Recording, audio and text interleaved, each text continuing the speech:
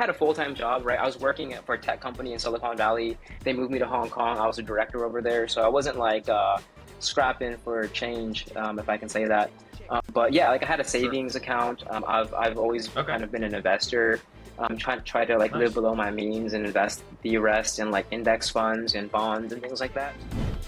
E-commerce is the greatest business opportunity of our generation. What's up, people? Welcome back to another episode of the Ecom Unlimited podcast. It's your host, Kaj, here with my co-host, Josh, back in the building after becoming a married man, going on his honeymoon. How you doing, bro? Good. Very, very good. How are you? Good, man. Glad to have you back. And today we have on one of our students from the Wholesale Network and friend, Justin. What's up, guys? Happy to be here. What podcast number is this, by the way?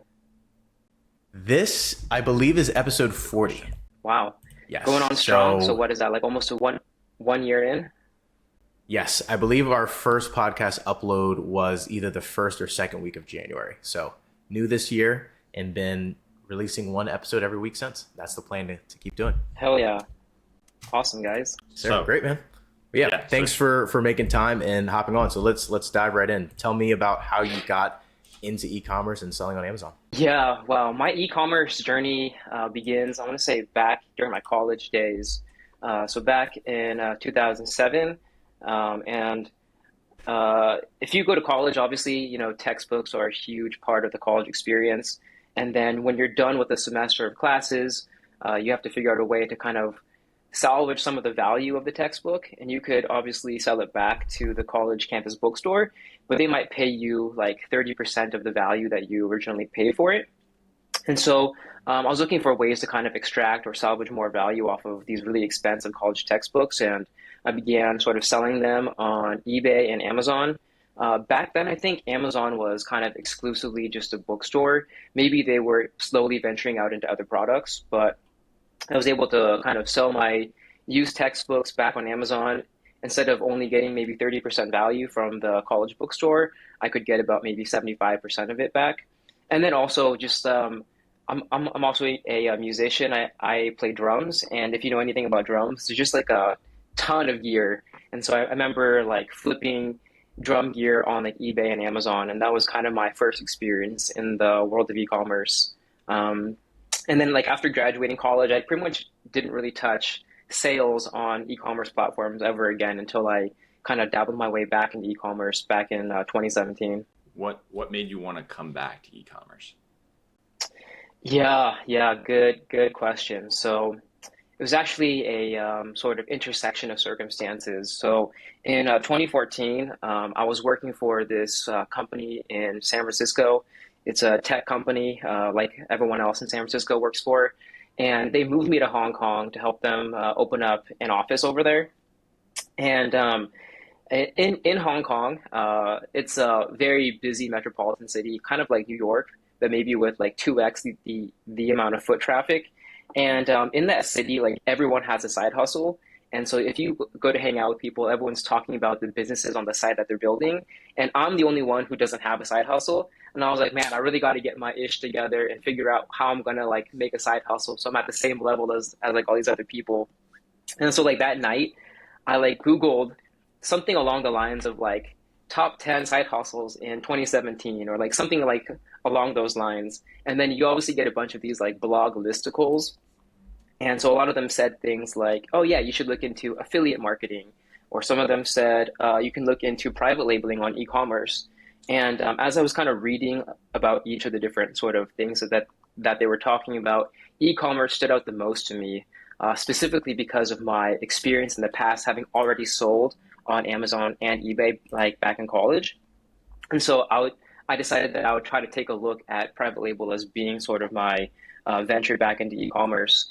And as an intersection of circumstance, I think like maybe the next day or maybe the next week, as I was on my way to work, taking the subway, taking the escalator down to the subway station, I saw this huge billboard in the Hong Kong subway station that said a sourcing exhibition was happening that weekend in the Asia World Expo in Hong Kong, where all the major factories across the border in Shenzhen would be having booths there. And so I booked tickets to that sourcing exhibition that day.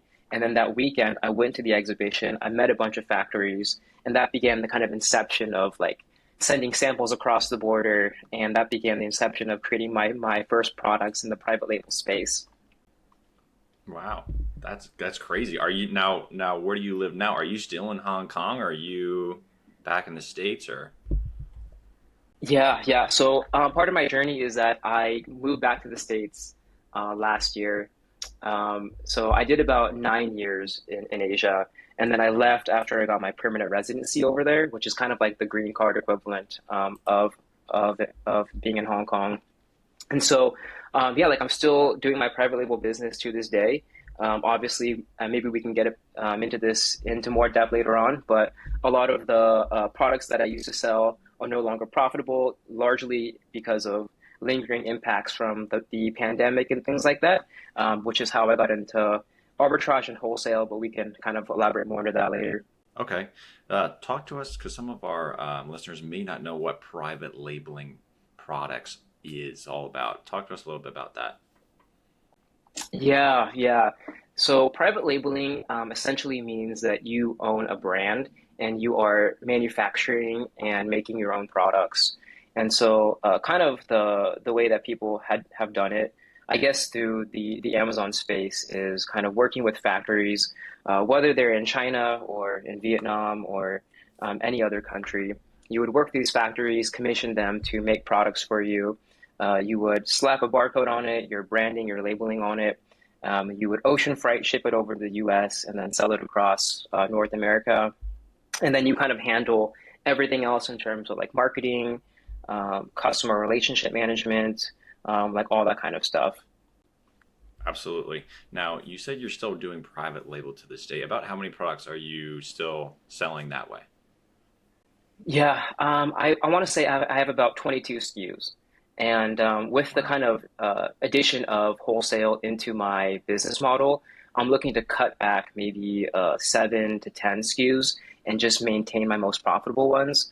Just because right now there's a whole lot of opportunity on the wholesale side. And a lot of these deals that I'm working on are actually more profitable than some of these lower end private label products that I'm still holding on to just for legacy reasons. Sure, absolutely. Now, why did you having such a potentially like successful private label business has 22 SKUs?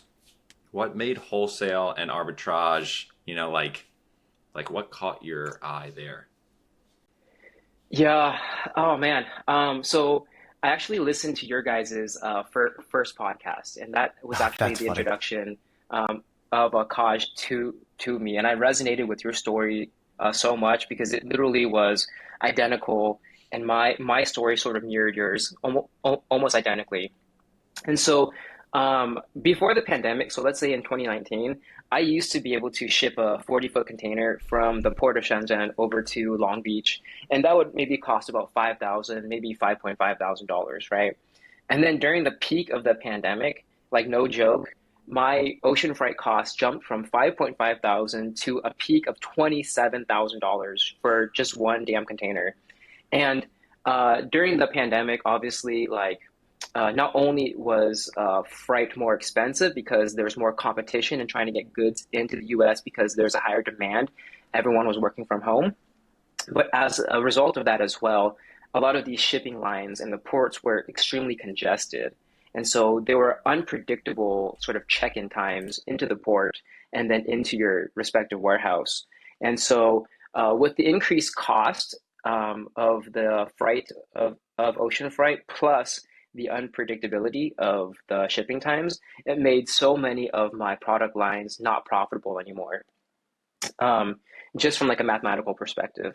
And then now that obviously the pandemic has sort of died down and things are more back to normal, there are still like lingering effects of that, of the things that happened because of the pandemic. So, for example, like the containers, they're not back to $5,000 anymore, but maybe they're about like $7,000 to $11,000, anywhere between that ballpark range, depending on where you're shipping from. But if you were to think about, how hard it was to do private labeling during the pandemic with the increased costs, the only people that were able to make it work were people who had very streamlined processes or who had access to like cheaper freight or cheaper cost of goods, which means that in the private label space on Amazon, it began to become more dominated by factories directly who sell on Amazon. And so a lot of people like myself and many other private label sellers who did well initially before the pandemic weren't able to restock, and then new competition came in who had cheaper costs, and now they dominate the marketplace. So private labeling right now is much harder than it was before the pandemic, and there's much more competition. And so because of all that, it's like really hard to like launch new products right now. I still am like trying to like launch things and see what sticks, but I decided that I need to find a way to sort of supplement the sort of difference in business income between what happened before the pandemic versus after it. And so that's how I kind of stumbled upon arbitrage and then eventually wholesale, because I guess technically wholesale is just arbitrage, just a scaled version of it.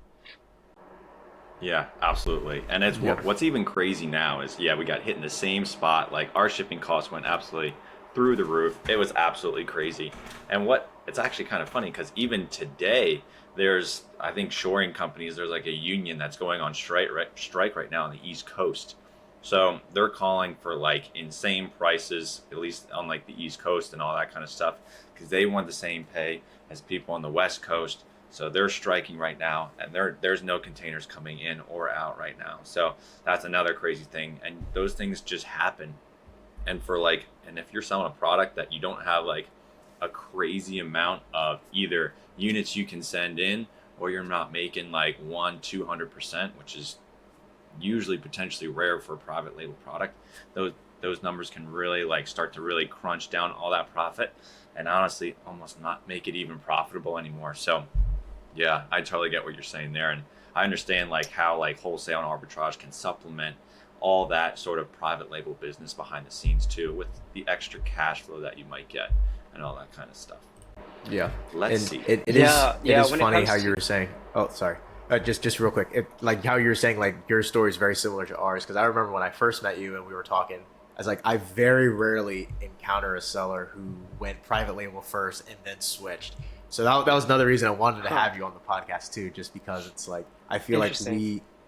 our stories are more on the rare side. A lot of people who go into private label either are just like private label purists, and they don't like the arbitrage sellers at Interesting. all. But yeah, it's cool. Yeah, yeah. So like as I said earlier, I still like have active like 22 SKUs. The ones That's that have awesome. survived, I guess, so far are the ones that I definitely have a moat around the product where the review count is like at a level where just new sellers can't really compete with me. So I'm able to sell at a higher price point just because the quality is good and the review count is high, things like that. And then maybe just products that are more unique and I'm fulfilling a niche that isn't yet saturated. Um, and the ones that I kind of had to get rid of are the ones that kind of had very little differentiation with the competition. And so the only way that you can differentiate yourself is just on price. And so if you're differentiating on price, then it's just a race to the bottom, and then it's not going to be a profitable product. But like what I will say is that where I've found the most success in private label, and even to this day that remains true, is I found the most success in both oversized products and extra large bulky products. Mm, Um, and so Interesting. those two niches are one that I guess people tend to stay away from because the logistics is more difficult because the items are more heavy, the costs are more expensive, the FBA fees are higher, things of that nature. But because of that, there's a lot less competition. So if you're willing to put in the extra work, there's a lot of space available on oversized and extra large. That's Um, really good yeah, have insight. you guys ever actually shipped in any extra large products? I did it for the first time about 2 years ago, and it was an interesting experience. No, yes. we have Yeah. extra Yeah. Yeah. large. Okay. Well, I don't know actually what the cutoff is between like large and extra large, but we have done oversized for sure. Yeah, but our private label Okay, product yeah, is yeah. So oversized. okay, yeah, yeah. So oversized. So there's standard, and then there's Yep. oversized, and then Yep. one step higher than oversized is called extra large. and Yeah. extra large is so big that it won't fit on a pallet. And so you Oh, can okay. actually, yeah. So the standard Amazon pallet, I think, is 40 by 48 or something like that, right? Yep. Yep. And so if you're sending in extra large inventory, they'd actually waive that requirement because it won't fit on a pallet. And so you can just Sure. kind of use whatever makeshift pallet that you want to ship in the goods to Amazon. And so there's a huge like opportunity there if you're willing to take the risk on these really bulky, really expensive products. So what are you doing? Like airplane wings? Wind, These wind like large turbine wings. refrigerators. That's No, funny. no, no. I mean, like, You don't so I can tell you you don't need to that. disclose your product. I was just curious. That's so funny. Have you ever, but No, like, no, no. have you I mean, ever like, seen? No, you're good. Go ahead. oh, sorry. Yeah, I mean, like, I'm happy to tell you just like the broad niche of the products that I do. So, I have two product lines. The one that has all the oversized, bulky stuff revolves around music equipment and music gear. Okay, So got it. because naturally, like as a musician, like I sort of gravitated towards that. And then the other side, is like kitchen appliances.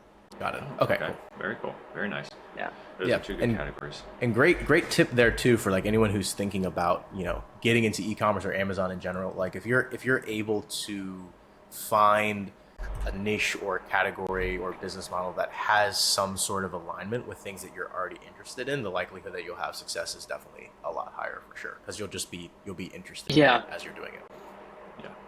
Yeah, Yeah. I think 100%. I naturally totally as we agree kind with of that. live, as we kind of like do our hobbies and just live life, we kind of think about like, oh, I wish this product existed so it would help me do X better in this hobby that I'm already doing. And I think that's a really great way to kind of like just turn the wheels to see what might work in the space. Absolutely. Yeah, I totally agree there. Now, Justin, let's go over let's kind of switch subjects here. We're going to talk about finances. Over the past 3 years, what has your revenue been? Wow. Past 3 years. So starting from 2021, 2021 was probably one of the biggest years for me. We cleared easily over about 1 million in 2021. That was right before Nice. the insanity of the shipping costs, where my business was impacted. I think that happened in the second half of 2021, if I can remember correctly. And so. Yeah, we cleared over $1 million, I guess, in the trailing 12 months in the first half of 2021. And then And obviously that with would have the been a hundred impact of, percent private label, right? Sorry to cut you off, but yeah, that was 1 million all private label. That's crazy. Wow. Yeah. yeah, Yeah, that's super yeah, impressive. Very yeah. impressive. Yeah, wow, thank you. And then in 2022, 2023, like those were like pretty tough years for me. So Yeah, it for sure. dropped from about 1 million to about 600,000. And then right now I'm kind of in the process of clawing my way back to that $1 million mark, where I will hopefully be joining the mastermind group in the wholesale network. Oh All yeah, right. cool. That's awesome. That's really cool. Yes. Yeah, that's funny. Yeah, Yeah. we're at the same kind of. We have the million, and we keep going like this. So it's like 1 month will be a little under, and then a little bit over, and then a little bit under. So we're also lining ourselves up to make sure that we stay consistently over that 7-figure mark. That's cool. So Yeah. how did you get the capital to start all this private label? Because it's very capital intensive. Yeah. So, um, I look really young, but I'm actually like kind of old. I so like I know a lot of people who do like arbitrage. They're like college kids working out of the dorm room. I think there's like if you like look at some of the influencers in the space, they're like, I made $1 million when I was in college selling sneakers out of my dorm room, whatever. Like that definitely wasn't me. Like I said earlier, that I was in college from 2007 to 2011. So that kind of tells you like Oh, how okay. old I am. And so like I had a full-time job, right? I was working for a tech company in Silicon Valley. They moved me to Hong Kong. I was a director over there. So I wasn't like scrapping for change, if I can say that. But yeah, like I had a Sure. savings account. I've always Okay. kind of been an investor. Try to like live Nice. below my means and invest the rest in like index funds and bonds and things like that. So I had like capital to work with. So Nice. I remember like buying my first private label product. I was like so scared to like invest in my business. So it Yeah. took me like a lot of courage to wire just like $3,000 to the factory in China. And I was like, can I trust these people? Like, I don't know if Yeah. this is And how good is Alibaba's like assurance on like the quality and things like that? I'm like, can I just trust these like third party people to make things work out? And Yeah. then so I paid $3,000 for the first goods. I think I bought like 300 units or whatever. And once I made my first sale, like that was one of the most euphoric moments of my time doing private label, where I knew that it worked. All the research I had done to look at the sales velocity for the product, to look at the competition, to look at the price point, to create all the listing images, to create all the SEO, all that kind of like culminated into this one moment. And when I made that first sale, like everything made sense to me. And then I was like, okay, now I can drop more money into this business. I sold a bunch of assets and Yeah. then probably put about $100,000 into the private label company. Wow. And then that began the inception of more SKUs, more ASINs, and growing the business. That's really cool. Now, going kind of off that, how long did you wait and until you started taking kind of like paying maybe yourself like a salary or and stuff like that? Yeah, yeah. So I didn't need to pay myself a salary because I was still working a full-time job when I was doing private label. When I quit my full-time job to pursue private label full-time was in October 2020, and that is when I began paying myself a salary. So I didn't Very take a nice. salary for the first 3 years. And right now, I'm in the process of getting back to the $1 million mark. So I haven't taken a salary for the past 6 months to a year as well. So Okay. I'm like back on the grind. I'm back to eating ramen every day and trying to make things work. Nice. All right. Highs and lows, baby, peaks and valleys. That's what we always say. Yeah, yeah. Oh, that's so funny. So is your goal this year? You would say or like around like the seven-figure mark? Like, what is your business goals this year? Yeah, Lord willing, I'm going to try to get to the seven-figure mark end of this year. Obviously, like the biggest time of the year is Q4 with Black Friday, Cyber Monday. I Sure. think that's usually like what 25-30% of your like annual revenue, which is insane. Yeah. So my whole goal right now, as we head into, we're already in October, geez. Yeah. Yeah, already And so Q4. all the goods needed, yeah, yeah. So all the goods need to be into Amazon's warehouse, I think, by October 19th, which is the cutoff for to be eligible for Prime fulfillment during the holiday season. And so I've been spending a lot of time just like stacking cash, buying products. I've been getting a ton of pallets into the warehouse for the past few weeks, and then getting them out so that they can be in stock by October 19th to hit that cutoff time. And Okay. so right now it's just like a capital game where to get to the $1 million mark, if you're following, I guess, the 1 to 2 rule, you probably need to spend about 500,000 in inventory, and then you probably sell it for double that amount. So that kind of tells you what you need to work with in order to make things happen. Obviously, you don't need 500,000 at one time because you have inventory turnover throughout the year, and so depending on your inventory turnover ratio, that can kind of dictate how much capital you need. But yeah, I've just been working really hard to get everything set up for Q4. Nice. That's really impressive. Now, if you had like the ideal strategy, like a percentage of PL, percentage like arbitrage, and percentage like wholesale, where would your like ideal kind of percentages be at? Geez, I think that's really hard to say. Like there are so many things I really love about both sides of the business. So far on wholesale, I just love how it's so interpersonal, how it's about building relationships with your distributors and your sales reps and the brands. I think that part is just fun because I love to just chat and like have a conversation with people, and I really enjoy that. On the private label side, like I'm kind of like I have virtual assistants, but like physically on the ground, I'm just by myself. So, and as a sociable person, it's like sometimes it's like pretty sad just grinding on your own. And You're so I definitely, do I'm the love that same way. component on wholesale. Yeah, yeah, yeah, yeah. Um, and I mean, like I think back to when I used to work in the office, and I would get annoyed when people would bother me and like put meetings on my calendar. But now I miss that. I'm like, man, I wish someone would put meetings on my calendar.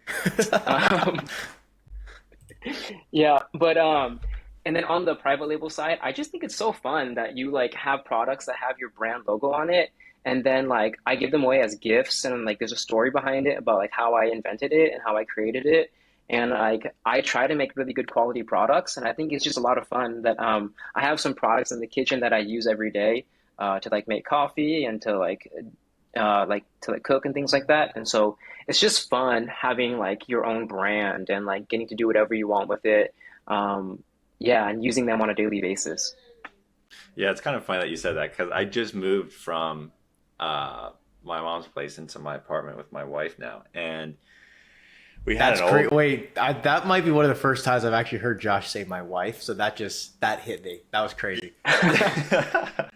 But and I was rummaging through some of my old boxes, and I found one of like our old first private label product that I had like stowed away in like some box that I hadn't seen in like years, and I was like looking at it, like looking at the product, and I was like, wow, man, our logo still looks so good on this. Like, you know what I mean? I was just like reminiscing about like the old days. Like that was crazy that we made that and then we sold it and all that kind of stuff. Is this So the funny. Bat House? This was Yeah. actually the pocket blanket. No, this was the Oh, pocket blanket. the pocket The blanket. Yeah. pocket. So that's what What's we a pocket started with. blanket? It's a tarp. It's a It's a over-glorified mini tarp. tarp. Like, yeah, glorified sitting area for your. It's like a camping accessory. So it like Yeah. folds up into a little bag, and then you use it when you're camping or Okay. traveling. Yeah. Yeah, basically it gives Yeah. you a dry That- spot to sit if it gets wet. That's pretty much the functionality. Yeah, both of those items are like very, very private label. It's like you look at the data and see where there's no competition, and then you fulfill that niche. That's like the stereotypical, It was nice. classic private label product. But yeah, it's a funny having this Yeah. conversation brought back so many private label memories. The one that stuck out for me was when you talked about the first time you wired the supplier. I remember when we set that up. I looked at yeah. Josh. I was like, "Well, I think we just got scammed." yeah. That was funny. That was so funny. But then they actually sent us product, and it worked out. All right, so transitioning a little bit, we've done a lot of the conversation about private label. I could talk about that all day. Just again, all the memories and good times associated with that. And it's cool that your brand is still working and that you use your products and that it's profitable for you, which is not the case for us. So Yeah, kind of jealous unfortunately. about that. But transitioning into wholesale, right? So you and I connected. You wanted to do wholesale for some of those reasons that you said. You know, the private label side of the business wasn't as profitable for all those reasons you've talked about, and you wanted to get into arbitrage. So talk to me about, you know, like once you joined the wholesale network, the things that you learned from there, like what research, like what kind of high level strategies are you using? How have you found success in opening accounts? Just talk to me about that like initial process with wholesale. Yeah. So my process with wholesale right now is I just use Smart Scout, and we put in some filter criteria in there to make sure that that the brands that we're looking at are reseller friendly, and that Amazon doesn't dominate the listing, and also that there is a sufficient monthly revenue in the brand, but not too much where they would not necessarily want to work with us directly. And so there's a fine middle ground between those two. And so when you kind of plug in those filters into Smart Scout, it spits out a bunch of brands that fit that criteria. And then me and my VAs, we kind of go one by one to see which ones make sense, which ones don't. We'll put them in a Google sheet, and then we'll just start making phone calls to see, you know, if they're open to us opening an account directly, and if not, if they can put us in contact with a distributor that services the Pacific Northwest. And we've had pretty good success so far in reaching out to companies. We've reached out to about 110 brands right now, and I think we have maybe like 20 to 25 accounts opened. So we have a relatively good success ratio with that. And yeah, so that's kind of been my process right now in working with in working in wholesale. I think that this process does a couple different things. One of the most important things that this does is that you know that you're working with an authorized distributor for this brand that you want to sell. And so in the case where things happen and you need to provide invoices to Amazon and you need to provide legitimacy of your products, hopefully there should be no questions about whether or not the items that you purchased are authorized. And that's very different from kind of going to any distributor that you might Google, because if you just find any distributor that happens to have products from another company, they could tell you that they have a direct relationship with them, but maybe they're getting them through other means like liquidations and closeouts and things like that, which is not necessarily bad. It's just like not the right model for Amazon because you need good paperwork. Exactly, yeah, and that's what I tell people too. It's not that those distributors are necessarily scammers or wholesalers. It's just that's not the kind of distributor that we need for Amazon. Yeah, and Yeah. so these brand accounts that you've opened, have you like had any conversations with any of these guys about maybe fixing up their listings or becoming like an exclusive or semi-exclusive seller? Because I know another again unique thing that we have and how our story went is like part of our evolution as a business into working directly with brands as like a growth partner has been that private label background, which we know how to run PPC, we know how to make good images, we know how to do the listing SEO. Whereas like you mentioned before, the classic story in the arbitrage space of a college kid or young guy who's flipping stuff and scaling really quickly, like that's a totally different skill set, and not knocking that at all. I mean, like we've done the online arbitrage game too, but there's that unique kind of edge. So I'm curious, have you like pulled on that yet with any of these conversations that you're having with these brands? Yeah, yeah. So I joined the wholesale network, I think in May or June. And so I'm only maybe 3 months in. Sorry, what? Yeah, I'm Four, about sorry, I'm four-ish, about like 5 months in. 4 or 5, Yeah, yeah. wow. Yeah, I'm about like 5 months in, and so I definitely want to sort of have a rapport set with the contacts and the sales reps in terms of increasing my purchase orders and being consistent with payments and things like that before I begin to engage them in those conversations. But believe me when I say that in the back of my head, I've already identified like 3 to 4 brands that I will absolutely have this conversation with, hopefully by end of this year. I would love to like put in some really good POs as we enter into the end of the preparation phase for Q4, have some massive POs go out, and then have that kind of be the conversation starter for beginning to work directly and helping them spruce up their listings. Awesome, love that. Yeah, Good stuff, man. that's awesome. And so it sounds like you're mainly buying directly from these brands then, or how many distributors are you working with? Um, okay, so I right now, okay, so let's say that like I contacted 110 brands, I have like 20 accounts open. Of those 20 accounts, like half of them like are not profitable. They just don't have good rates, or it's just like not a good distributor or like brand to work with. So maybe I have like 10 sort of suppliers slash brands that actually make sense when it comes to numbers. And so I would say about 1/3 are brand direct, and then the other 70 or 66% are going to be through distributors. Got it. Okay, great. Okay, next question. And you made me think of this when you were talking about like wishing people would put meetings on your calendar. Talk to me about what ASD was like for you. Oh Just man, having like an ASD I had so in-person much fun. business networking event. Yeah. Yeah, yeah. Like I think that was like the interaction I've been craving for like all these years, man. I had so much fun at ASD.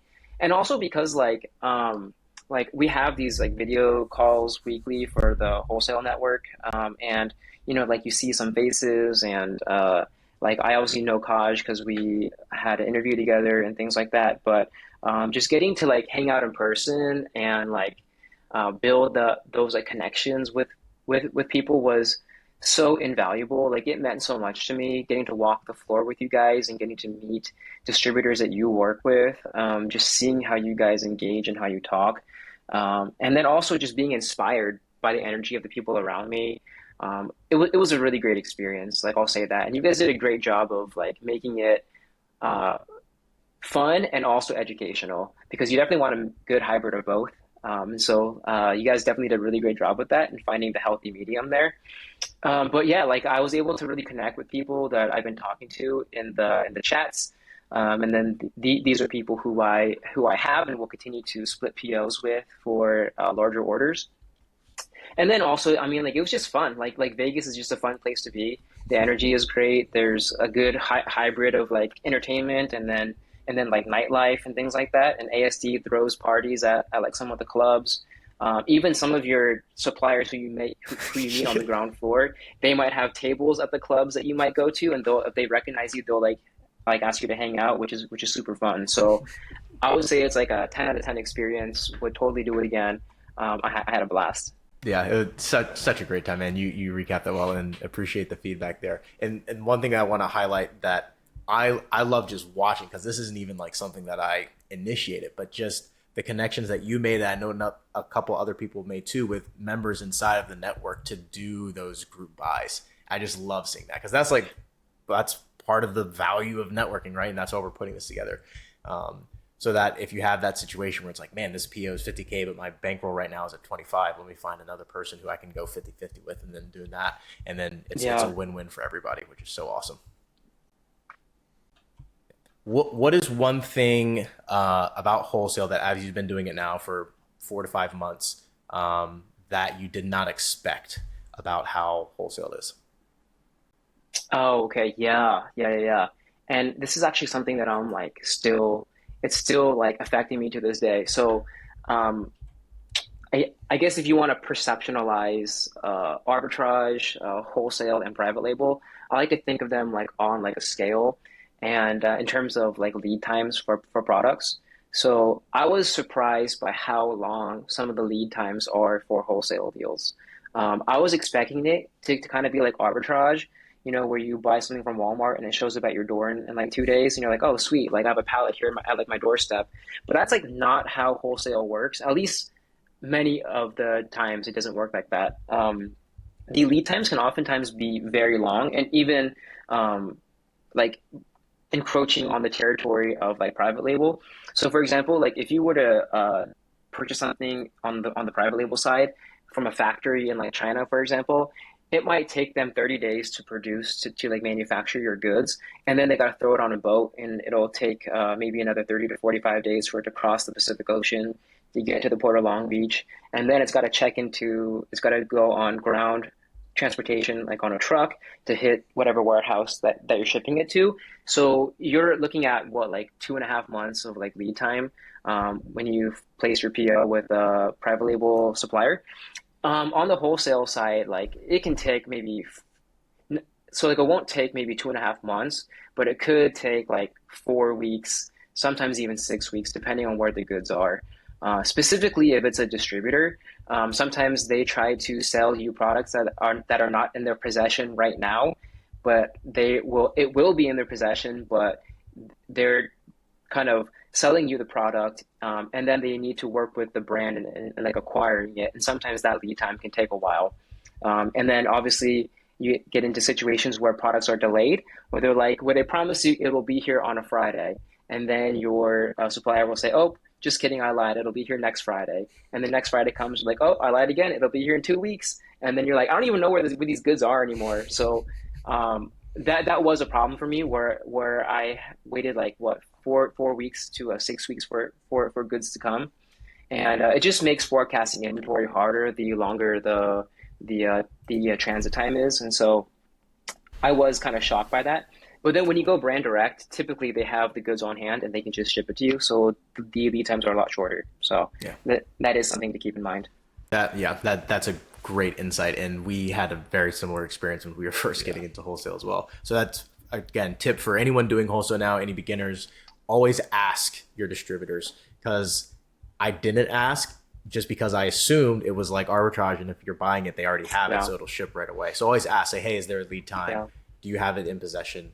And if they say the goods are on the way to them, just assume that it's going to take a little longer than what they say. Because on Yeah. the way Yeah.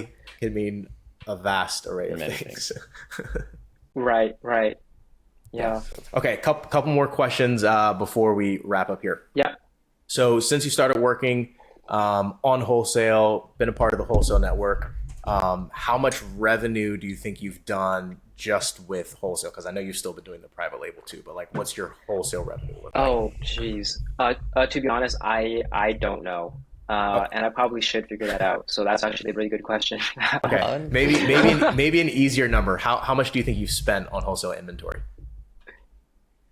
Um, I gotta say at least $100,000. Yeah. There you So I go. mean, like I would say that. Yeah. Awesome. Yeah, crushing it. I love it. Okay. And then let's see. Last question is, so if someone was on the fence about joining the wholesale network, what would you say to them about your experience being a part of the group so far? Yeah. So I would say a couple of things, but let me first say that if you are joining the wholesale network, thinking that you will sort of learn some trade secret about how to do it and how to be a millionaire and have passive income, I don't think this is the right place for you because that's not necessarily how this space works. And so you're not going to learn something revolutionary that you can take to sort of instantly become a millionaire overnight. But what the value proposition is of the wholesale network is in the name. So it's a network, and what you're getting is a network of people that like when you are just surrounded by knowing that it's possible and that everyone is doing it, it changes everything. Like it gives you the optimism to pick up the phone and call the next brand or supplier. It gives you encouragement when you face rejection. It gives you confidence in knowing that it's been done by so many people already. And those things are just so valuable. And then in addition to that, you have the obviously like the cherries on top where you have these coaching calls that are very informative and helpful. You have the ability and option to split POs with people. You have accountability and taking action for your own growth, which is super nice. And then I guess if you have any questions, you can throw them into the chat. And then you are getting solid advice from people who've actually already done it. So collectively, the confluence of all those things makes the wholesale network very valuable to me, and I am a very happy member of the network. Man, you make me want to sign up. Sign up using my referral link in the chat box below. Yeah, Yes, yeah. I you'll love get that. you'll get half off, and then I'll get a boat. Now I don't know. Well, That's no, awesome. I appreciate the review, and like you said, I do want to point out, right? It's not we're not selling people a get rich scheme, right? It's not about okay, do XYZ and you'll make $1 million in 30 days, but it's about a community, the strategies, the network, everything that you just said. I don't need to rehash it over again. So yeah, guys, thank you for listening to this episode. Justin, thank you so much for your time, sharing your story, sharing your insights. Been great getting to know you and to work with you, and I'm excited to see what your Q4 looks like for 2024 and beyond. Let's get it, guys. Thank you for having me. Appreciate you. Justin, where can people go find you on the internet? Oh, yeah. If you want to follow me on either Instagram or Twitter, it is at LOCHEWY. That's ELLOCHEWY. I post about my wholesale journey and I guess e-commerce journey as a whole on Twitter. And so, yeah, hopefully you guys can learn something if you guys do choose to follow me. Yep. Awesome. And we'll link that in the description too, so you can click that below. Yes, absolutely. Guys, if you found value in this episode, give it a like and subscribe to Ecom Unlimited so you can stay updated on all of our new content. We will see you on the next one. Peace. Peace.